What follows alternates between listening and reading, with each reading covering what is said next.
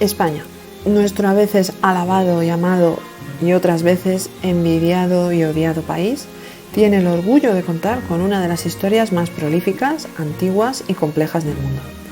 Denostada y difamada injustamente en algunas ocasiones por propios y foráneos, y más ampliamente amada y respetada por cada vez más interesados de todo el mundo en estos temas, nuestra historia común está llena de personas, hechos y detalles muy llamativos que nos hablan de la impronta que ha quedado en cantidad de momentos y de personas a lo largo del mundo y de los siglos, así como el valor, arrojo e inteligencia de estas mismas personas que han ido aportando capítulos nuevos a nuestro trepidante y a veces desconocido recorrido por el tiempo. 2001 historias te trae hoy a estas personas que pusieron su particular pica en Flandes en el entorno histórico de diversos siglos. Hombres y mujeres de todos los tiempos con una característica en común: el amor por lo que hacían y el arrojo que pusieron para conseguir hitos por el bien común de nuestros compatriotas. El tiempo no ha sido igual de justo para todos ellos, ya que algunos han sido olvidados o aparcados en los libros de historia, pasando a un segundo plano, con suerte, u olvidados del todo, lo cual nos devuelve al punto de partida: tratar de recuperar sus gestas que nos narran lo valiosa y poco valorada que es la historia, siendo además manipulada y politizada según a quien le interesara contarla. Te los presento a continuación. Si te gusta la historia, sin duda sabrás que la de nuestra España va ligada principalmente a la existencia de la monarquía. A través de los distintos monarcas y casas reinantes a lo largo de hace más de 1000 años, podemos dar sentido y forma a lo que ha sido y es España a día de hoy. De la mano de la monarquía española, desde tiempos de los visigodos hace más de 1000 años hasta el reinado actual de Felipe VI, militares, consejeros, científicos, escritores, artistas, así como héroes anónimos, han saltado del anonimato gracias a sus gestas, que serán el hilo conductor de las historias que te narraré hoy. Previo al reinado visigodo en España, en tiempos del Imperio Romano, ya Hispania, como se conocía, fue la cuna de varios personajes ilustres, entre ellos varios pertenecientes al Imperio Romano, por todos conocidos, como Séneca, Adriano, Trajano y varios más, de los que te hablaré más adelante en un capítulo dedicado a Roma y su imperio. Algunos de vosotros en el colegio seguro que tuvisteis que aprender el nombre de varios o todos los reyes visigodos españoles, de nombres curiosos y a veces complicados de pronunciar: Recesvinto, Recaredo y Godofredo, entre otros. Hoy vamos a revisarlos, pero no te asustes, porque será de forma amena para no aburrirte. Muchas más personas nos esperan más adelante. Los visigodos fueron una rama de los pueblos godos que procedían del área de los Balcanes, al este de Centroeuropa, que a su vez pertenecen a los pueblos germánicos orientales, llamados pueblos bárbaros o extranjeros, que asaltaron los territorios del Imperio Romano cuando éste colapsó sobre el siglo IV después de Cristo. El reino visigodo en España comenzó en el año 418 de nuestra era, cuando el rey visigodo Ataulfo, después de saquear Roma, llegó a un acuerdo con el Imperio Romano. Este acuerdo permitió a los visigodos establecerse en la región de Aquitania, en el suroeste de la actual Francia, y más tarde en la península ibérica. En el 507 de nuestra era, los visigodos, bajo el mando del rey Alarico II, fueron derrotados por los francos en la batalla de Boulé, lo que resultó en la pérdida de gran parte de Aquitania. Los visigodos no dominaron por completo la península ibérica hasta finales del siglo VII, ya que en Hispania estaban asentados, entre otros pueblos, además de otros pueblos germanos, llamados alanos, vándalos y suevos, que ocupaban en ese momento grandes territorios en España. Los suevos controlaban el noroeste de la península, lo que es hoy Galicia, Asturias, León y el norte de Portugal hasta la zona cercana a Oporto. Alanos y vándalos controlaban el resto de los territorios, salvo alguna excepción. Después de diversas luchas entre todos ellos, finalmente los alanos y vándalos se trasladaron a África, donde crearon un estado poderoso con centro en Cartago. Sin entrar en muchos más detalles sobre guerras y reyes distintos, que dan para ocupar un capítulo entero de 2001 historias, te cuento que Recaredo I fue el primer rey visigodo en adoptar la religión católica. Tras el tercer concilio de Toledo, el 7 de mayo del 589 de nuestra era, así como unificó las leyes del territorio visigodo hispano con la proclamación de la Lex Visigotorum, que abolió la antigua práctica de aplicar leyes diferentes para ciudadanos romanos y visigodos residentes en la península ibérica, y supuso el nacimiento de la primitiva España. El último rey visigodo fue Rodrigo en el 711 después de Cristo. Su reinado estuvo marcado por conflictos internos y divisiones, lo que debilitó el reino visigodo en un momento crucial. Sufrió la derrota de la batalla de Guadalete, cerca de Cádiz, ese año, y marcó el comienzo del colapso del reino visigodo y la posterior invasión musulmana por toda la península ibérica. Toda la península ibérica, menos una pequeña región en lo que hoy es Asturias, donde un noble llamado Pelayo cambió para siempre la historia y el destino de nuestros ancestros. Pelayo es una figura histórica fundamental en la historia de España y es conocido por su papel en el inicio de la Reconquista, un periodo de varios siglos en el que los reinos cristianos de la península ibérica se esforzaron por recuperar las tierras que habían sido conquistadas por los musulmanes durante la invasión islámica del siglo VIII.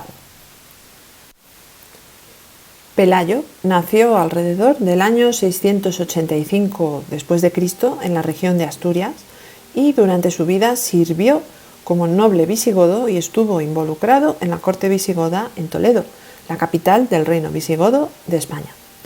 Después de la derrota de estos ante las fuerzas musulmanas en la batalla de Guadalete en el 711 de nuestra era, Pelayo se retiró a las montañas asturianas para resistir la invasión musulmana y ganar y liderar a los pocos apoyos que quedaban de primitivos líderes locales de la zona para gestar lo que posteriormente conocemos como la batalla de Covadonga contra las fuerzas musulmanas, en la que se dice que unos 300 hombres astures realizaron una serie de guerra de guerrillas estratégicas entre los frondosos bosques que rodean a Cangas de Onís en el monte Auseba, con el fin de romper las filas de los atacantes que no podían maniobrar con la facilidad a la que estaban acostumbrados debido a las condiciones tan especiales de la zona. De tal forma que condujeron a las tropas invasoras musulmanas hacia la cueva que hoy se conoce como Covadonga, desde donde los cristianos, gracias a la superioridad de altura, lanzaron cientos de flechas gracias a sus arqueros y con ello lograron diezmar las fuerzas musulmanas, que según los restos arqueológicos encontrados en la zona se estiman en 1 millar aproximadamente.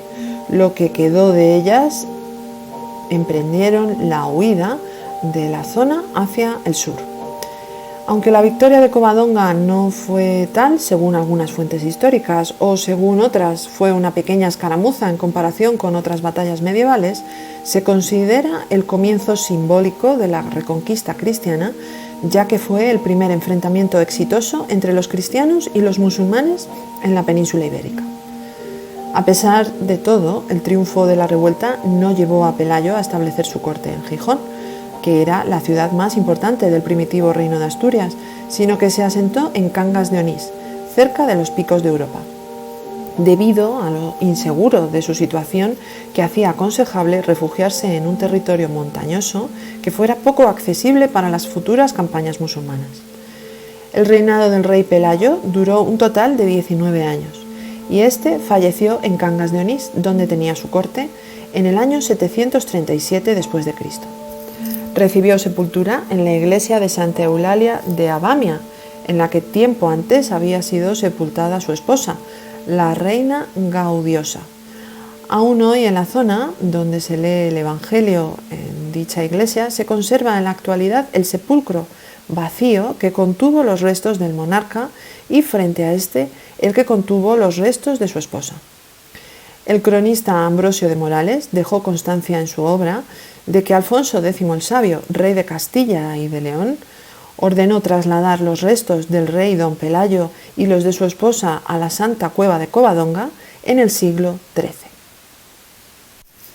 Avanzamos en el tiempo y nos metemos de lleno en la época conocida como la Reconquista, y en concreto a los primeros años del primer milenio, en pleno siglo XI, donde un niño nace en el 1043 en el seno de una familia de hidalgos cercana a la monarquía castellana de esa época, en Vivar, Burgos. Se llama Rodrigo Díaz y está llamado a dejar su huella en la historia de España con una vida digna de ser contada una y mil veces. A lo largo de los siglos, varias han sido las obras en las que se narran sus andaduras por el territorio ibérico. El texto más famoso que narra la vida y obra del Cid Campeador es el famoso Cantar del mío Cid, obra escrita en el año 1200 y que es la primera obra poética extensa de la literatura española y el único cantar épico castellano conservado casi completo, en la que en forma de gesta se narra la vida de Rodrigo Díaz de Vivar. Cómo a lomos de su caballo Babieca y con su espada tizona, nuestro protagonista recupera la honra perdida después de injustos hechos causados por sus enemigos en la corte leonesa y castellana. El Cantar de mío Cid implícitamente contiene una dura crítica a la alta nobleza y una alabanza a la baja nobleza que ha conseguido su estatus por méritos propios no heredados y guerrea para conseguir honra y honor. En el 1058, Rodrigo, siendo muy joven, con 15 años, entró en el servicio de la corte del rey Fernando I de Castilla, como doncel o paje del príncipe Sancho, futuro Sancho II el Fuerte, formando parte de su círculo más cercano y de confianza. En su séquito fue instruido tanto en el manejo de las armas como en sus primeras letras, pues está documentado que sabía leer y escribir, algo nada común en la época. Tuvo asimismo conocimientos de derecho, pues intervino en 2 ocasiones a instancias de los monarcas a los que servía para dirimir asuntos jurídicos. Cuando Sancho accede al trono castellano el 27 de diciembre de 1065, nombró a alférez a Rodrigo, siendo testigo primero de la guerra de los Sanchos entre el rey castellano y sus primos, los reyes de Navarra y Aragón, también llamados Sancho, por el control de los terrenos fronterizos de la taifa musulmana de Zaragoza con Navarra, de la cual salió victorioso después del sitio de la ciudad Maña en el 1067, con Rodrigo a la cabeza del mismo. Poco después, nuestro protagonista también fue testigo de las posteriores batallas entre los herederos del padre de Sancho, su antecesor, Fernando I, que dejó repartidos sus territorios entre sus 3 hijos, de tal forma que Sancho heredó el trono de Castilla, mientras que su hijo Alfonso heredó el reino de León y su hija Urraca el reino de Galicia. Tal disputa llegó a tal extremo que los 3 hermanos se enfrascaron en una guerra durante 7 años por la unificación de los 3 reinos en una sola figura, que lideró Sancho, el cual se consideraba legítimo heredero de todos ellos al ser el hijo mayor de los 3. Sancho II fue asesinado el 7 de octubre de 1072 mientras llevaba a cabo el cerco de Zamora, una vez investido rey legítimo de León. Su hermano, Alfonso VI, recuperó el trono de León y sucedió a su hermano Sancho en el de Castilla, que anexionó también junto al reino de Galicia, consiguiendo la unión de los 3 reinos cristianos en uno solo. A muchos os sonará el conocido episodio de la Jura de Santa Gadea, en el que el Cid hace jurar al rey Alfonso VI ante lo más sagrado que no estuvo involucrado en la muerte de su hermano asesinado en Zamora, Sancho, y que según el historiador Martínez Víez es una invención carente de cualquier base histórica o documental. Una de las razones que se esgrimen para ello es la primera aparición de este pasaje literario 200 años, casi 200 años después de que en teoría ocurriera. A pesar de ello, es cierto que la relación entre Alfonso VI y Rodrigo Díaz en estos años fueron excelentes, cuando al comienzo de su reinado le ofreció casarse con Jimena Díaz, noble bisnieta del rey Alfonso V de León, con la que tuvo 2 hijas, María y Cristina, y un hijo, Diego, al que llevó a su posterior destierro y que tras varias batallas acabarían con la posterior conquista de Valencia para el rey Alfonso. Diego murió en una de estas batallas, en Consuegra, Toledo. Los desencuentros con el rey Alfonso fueron causados, según se dice, porque Rodrigo Díaz, tras repeler una incursión de tropas musulmanas en Soria, en 1080, en su persecución, se adentró en el reino de la taifa de Toledo y saqueó su zona oriental, que estaba bajo el amparo del rey Alfonso VI. Todo parece indicar la interferencia de intrigas políticas de cortesanos opuestos a Rodrigo Díaz en la decisión que le causó el destierro en 1081 y la ruptura de la relación de vasallaje con el monarca castellano. Pasando varios años como líder militar independiente, se hizo llamar Rodrigo Díaz el Campeador y se ganó la lealtad de sus propios seguidores.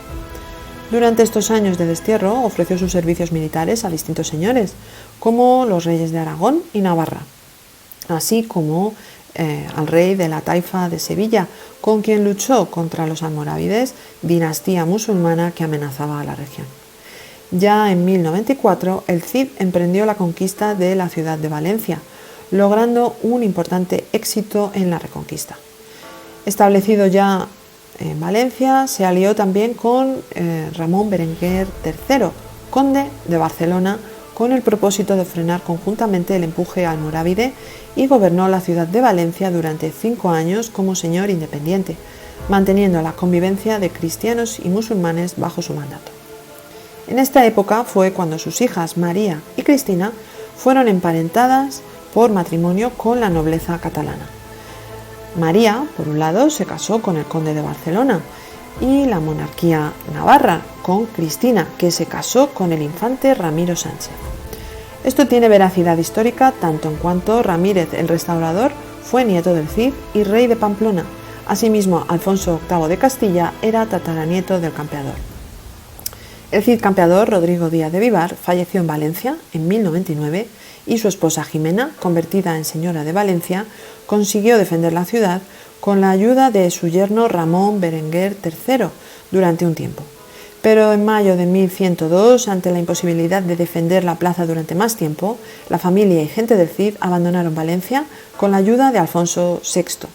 Así, Valencia fue conquistada al día siguiente de nuevo por los almorávides y permaneció en manos musulmanas hasta un siglo más tarde, en 1238, cuando fue retomada definitivamente por el rey Jaime I de Aragón. Rodrigo Díaz fue enterrado inicialmente tal y como él quería en la Catedral de Santa María de Valencia, la cual personalmente mandó construir sobre una antigua mezquita. Posteriormente, su cuerpo se trasladó a su tierra natal, Burgos, al monasterio de San Pedro de Cardeña, tras el precipitado desalojo de Valencia en 1102. Siglos después, en 1808, durante la Guerra de la Independencia, los soldados franceses profanaron su tumba, pero al año siguiente el general Paul Thibault ordenó depositar sus restos en un mausoleo en el Paseo del Espolón de Burgos, a orillas del río Arlanzón. En 1826 fueron trasladados nuevamente al monasterio de Cardeña, pero tras la desamortización en 1842 fueron llevados a la capilla de la Casa Consistorial de Burgos. Desde hace aproximadamente 100 años, en 1921, reposan, junto con los de su esposa, doña Jimena, en el crucero de la Catedral de Burgos. Si pasas por esta bella ciudad española, te recomiendo que hagas una parada en la catedral y busques su sencilla a la vez que imponente lápida y muestres tus respetos a nuestro héroe español por antonomasia. Hace varias décadas se rodó una película histórica sobre el Cid con este mismo nombre y que, basándose en el Cantar del mío Cid, del que os hablaba antes, popularizó la vida de nuestro héroe de Burgos. Los que la habéis visto seguramente recordaréis el final tan épico en el que se refleja el mito del Cid ya muerto, a caballo, trotando por la playa valenciana, intimidando a los musulmanes, lo cual provoca su huida despavorida de la ciudad de levantina y que, como has visto, no concuerda con los hechos históricos. Vamos ahora a parar de batallar por un momento y nos trasladamos hasta el siglo XV, cuando la Reconquista va llegando a sus últimas fases y la época del Renacimiento se acerca. Te voy a acercar la historia de una mujer que nada tuvo que ver con espadas y armas, aunque sí era de origen noble, de familia hidalga menor, al igual que el Cid campeador, y que, igualmente que nuestro anterior protagonista, pasó a formar parte del círculo más cercano de un monarca castellano. En este caso, la reina Isabel de Castilla, o como comúnmente se la conoce, Isabel la Católica. Beatriz Galindo nació en Salamanca en 1465. Debido a su inteligencia y afición a las letras, sus padres la eligieron entre las varias hijas habidas en su matrimonio para destinarla al claustro y decidieron que tomase clases de gramática en una de las escuelas de la universidad de su ciudad natal, Salamanca. Mostró grandes dotes para el latín. A los 15 años de edad no solo leía y traducía bien los textos clásicos, sino que también era capaz de hablar y escribir en esta lengua con gran corrección y fluidez. Su fama se extendió primero por Salamanca y años después por todo el reino y empezó a ser conocida como la Latina. También dominaba el griego y gustaba especialmente de Aristóteles. En 1486, cuando se estaba preparando para ingresar en el convento como monja, estudiando teología, fue llamada por la reina Isabel la Católica a la corte para impartir directamente a la monarca clases de latín y humanidades, contribuyendo a su educación y formación intelectual. La relación de Beatriz Galindo y la reina Isabel no se limitó a la mera enseñanza. Desarrollaron una estrecha amistad y un profundo respeto mutuo a lo largo de los años. Isabel la Católica valoraba mucho el amplio conocimiento de Beatriz Galindo y la consideraba una consejera importante en cuestiones intelectuales y culturales. Ambas compartían un fuerte compromiso con la Reconquista, el periodo en el que los reinos cristianos de España luchaban por recuperar los últimos territorios ocupados por los musulmanes. Beatriz Galindo también era conocida por su apoyo a la evangelización y la conversión de los musulmanes al cristianismo. Esta orientación religiosa y política influyó en la educación y las creencias de Isabel la Católica. La relación entre Beatriz Galindo y la reina Isabel la Católica representa un ejemplo temprano de la importancia de la educación y la influencia intelectual en la formación de líderes y monarcas. Beatriz Galindo no solo fue una maestra excepcional, sino también una consejera y amiga cercana de la reina, lo que subraya su papel significativo en la historia de España y en la consolidación de la cultura renacentista en la península ibérica. También se le atribuye haber enseñado latín al nieto de Isabel de Castilla, el futuro emperador Carlos V de Habsburgo, y en España conocido como Carlos I de Austria. Además de su labor docente, Beatriz Galindo escribió varias obras literarias y poéticas en latín y castellano. Sus escritos abordan temas como la educación, la moralidad y la política. Una de sus obras más conocidas es Diálogo de las cosas acaecidas en Roma, una crónica de los eventos en Roma durante su estancia en la ciudad eterna. Una auténtica hija y exponente del Renacimiento incipiente entonces. También se le atribuyen poesías escritas en latín y un texto llamado Comentarios a Aristóteles. Casada en diciembre de 1491 con el capitán artillero y consejero de los Reyes Católicos Francisco Ramírez de Madrid, boda para la que los Reyes Católicos le dieron una dote de 500.000 maravedíes. Tuvo 2 hijos, Fernán y Nuflo. Enviudó en 1501, retirándose de la corte y asentando su residencia en Madrid, en el que es hoy el Palacio de Viana. Se le debe la fundación del Hospital de la Latina, en el barrio de Madrid, que aún conserva su sobrenombre, Latina, construido entre 1499 y 1507, y de los conventos o monasterios de Concepción Francisca y Concepción Jerónima, también en Madrid, donde fue enterrada tras su fallecimiento en 1535. Beatriz Galindo, apodada La Latina, como os decía anteriormente, debido a su manejo de esta lengua, es recordada como una de las primeras mujeres intelectuales de España y una pionera en la educación humanista. Su contribución a la enseñanza y a la literatura renacentista es ampliamente reconocida en círculos intelectuales, aunque su figura es poco conocida por el público en general, y desde 2001 historias he querido rescatar y devolver al sitio que se merece. Por hoy lo dejo aquí. En el siguiente capítulo continuaré adentrándome en figuras relevantes de la historia de nuestro país. No te lo pierdas, porque seguro que te encanta. Hasta entonces, te mando un saludo.